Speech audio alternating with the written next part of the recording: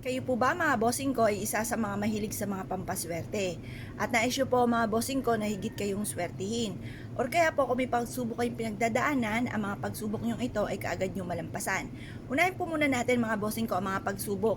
Para mawala na yung mga pagsubok na yan, malampasan na po natin yan, mag-goodbye na kayo sa problema, subukan nyo po ito.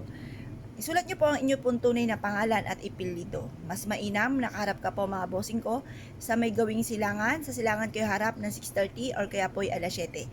At ibibilad natin to hanggang alas 8 ng umaga.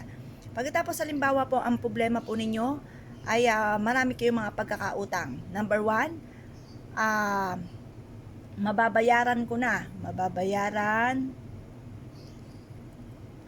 ko na lahat ng aking mga utang.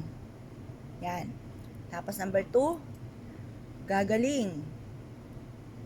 Gagaling na ako sa aking mga karamdaman. Karamdaman. Number 3, magiging mabait. Halimbawa, ang inyong karelasyon ay pasaway. Magiging mabait na ang aking karelasyon. Magiging mabait na ang aking mga anak. Ayan, halimbawa, suot natin. Magiging mabait na ang aking karelasyon. At magiging mabait na ang aking mga anak. Ayan. Tapos, or kaya number 4, lalayuan na ako ng mga chismosa at pakielamera. Yan. Pagtapos, isulat nyo pa yung mga pangit na nagaganap po sa inyo.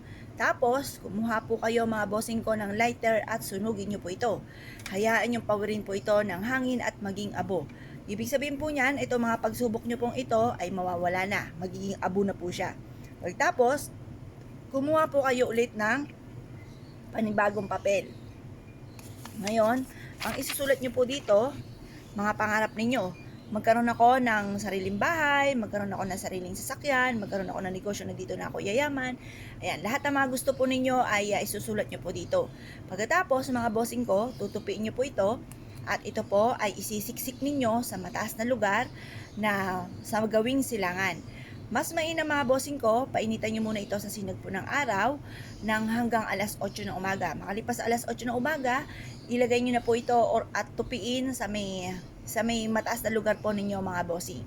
Halimbawa, ito, sulat nyo po muli ang inyong tunay na pangalan. Pagtapos, sulat nyo po dito, magkakaroon ako ng sariling malaking bahay. Yan, ganyan. Tapos, number 2, magkakaroon ako ng negosyo na dito na ako yayaman. Yan. Tapos, i-wish nyo na lahat ng gusto po ninyo.